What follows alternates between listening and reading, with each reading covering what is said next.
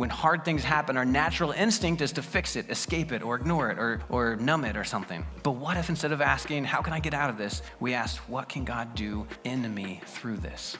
So, picture it this way. We've got some Play-Doh. Anybody like to play with Play-Doh? Yeah, it's fun. I love Play-Doh. It smells good, feels good. My kids love to play with it. And so picture this, that you are like this Play-Doh, all right? This is you. You're a ball of Play-Doh. Life is good, right? It's awesome being a ball of Play-Doh. But then something in your life hard is happening. You see it coming. You see it's going to come and it's going to squish you or something. And so you don't want it to happen. You want to stay a ball. You don't want to get squished. And so you escape it, right? You escape. I don't want this to happen. And so you're escaping, and then maybe something else happens because it's going to get squished a different way, and so you're just constantly trying to run away from it, and because you don't want to get squished, and so you have a choice. You can fight the hard thing in life. You can try to control everything, or run from it, numb the pain, or trust that God is forming you. And so if you don't run away from it, you say, God, I don't want this, but nevertheless, your will be done. And so you place yourself in his hands. And then you let him put you in circumstances that maybe you wouldn't normally choose. And you're like, wait, hold on. Now I'm not a ball anymore. I'm getting squished and stuff. I don't know. This is uncomfortable. Oh, there's a lot of pressure now. And then, look, things are oozing out of my life that I like this part of my life. And in John chapter 15, it talks about, I'm the vine, you're the branches. The Father will prune things out of your life. And so, some things of your life might be taken away. You're like, this is painful. I don't want this to happen. I liked being a ball of Play-Doh.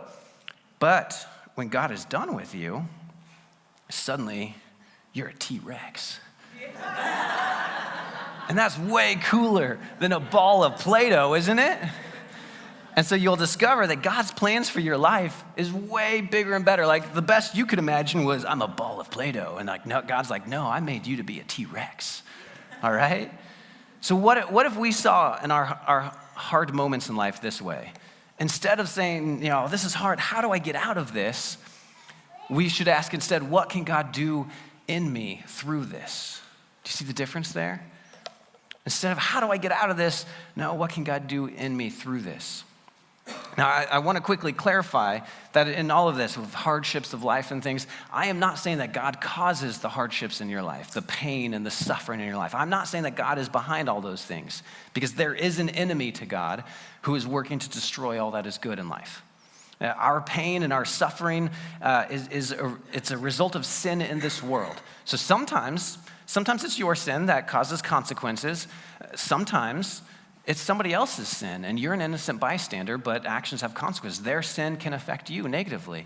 And sometimes we just live in a broken world, natural disasters and everything as a result of sin. And so it's no one's fault that this hardship is happening. So there's lots of reasons there's pain and suffering in the world, and oftentimes it's not necessarily because you sinned and this is your fault. And it's also not because God is causing it to happen to you either. We need to remember that. He doesn't cause the pain and suffering, but God is present and can work in you and through you and carry you through the hardship. And with his help, you can heal and come out the other side stronger and better for it. We talk about how God is our Father. So if you think in parenting, like the things that happen to your kids, I'm thinking of my kids who are toddlers, and they melt down over simple things. Like they wanted me to turn a certain way to come to church or preschool earlier this week. They call it the shortcut. It's much longer ways. It's like, it's not a shortcut. And they also asked, hey, can you play this song? So I was turning on the song, and I missed the turn of the way they wanted to go. And they just melt down instantly. So like things happen to a kid, and like I don't necessarily cause things. Someone else took your toy and you're melting down now. But I can come in as their dad and use it as a teaching moment. So I did not cause the hardship. I did not hit them in the head with the toy. Their little 2-year-old brother did that. But I can come in and help hopefully teach some character or some integrity or something in that moment. And so same thing with God. He's not causing things, but when something happens, he can use it for our good and help us grow in it and make us better on the other side of it and sometimes carry us through it. Does that make sense? So Isaiah 64:8, it says it in a similar way, saying, but now, Lord, you are our Father. We are the clay, and you are our potter. All of us are the work of your hand. He is forming us and shaping us if we let him. We've seen that Jesus chose formation over escape. So what does that look like for us?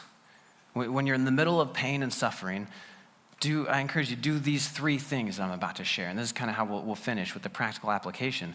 Number 1, what does it look like for us? Number 1, ask. Ask the question, what is God doing in me through this? It's really hard to ask that question because when something bad happens, I understand it's like, man, this is terrible. I don't feel good. Like your first thought is probably not like, ooh, what can I learn from this? But if you can stop and ask, what is God doing in me through this? It can change your perspective. It can change your attitude in the moment. When hard things happen, our natural instinct is to fix it, escape it, or ignore it, or numb it or something. But what if instead of asking, how can I get out of this, we ask, what can God do in me through this? James writes in the New Testament, James 1, 2 through 4, he says, my brothers and sisters, think of the various tests you encounter as occasions for joy. What are you, crazy, James? But he explains why. He says, after all, you know that the testing of your faith produces endurance. Oh, endurance sounds nice. Let this endurance complete its work so that you may be fully mature, complete, and lacking in nothing. Hard moments are not just obstacles. They're opportunities for God to grow something in you. For those that like to work out, to build muscle or be fit or something, like you have to suffer, make your body suffer in order to be stronger and healthier and more fit. That is what James is saying. Not like, hey, love the suffering because suffering's awesome. No, suffering is terrible, but it can bring good things in the end if you suffer well. That is what James is saying. So ask, what is God doing in me? Number 2, keep praying. After you ask, God, what are you doing here? Keep praying. Prayer will keep you connected to God in the hard times. Dawson Trotman, a founder of the Navigators Ministry, said, prayer is not preparation for the great work. It is the great work. And I like that. Prayer is not preparation for the great work. It is the great work. Because prayer isn't just about asking God to change our situation. It's about letting him change us as well.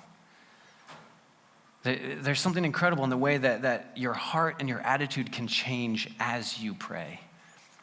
And if you don't engage in prayer, your heart and attitude don't change as easily. One of my favorite commentators in the Gospel of Matthew, I quote him all the time, Frederick Dale Bruner, he said, prayer sharpens one's spiritual eyes to see what is happening.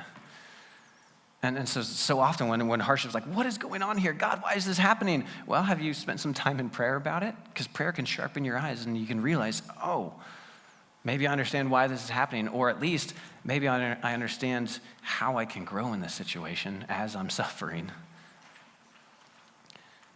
Jesus told his disciples in the garden to stay awake and to pray. Why?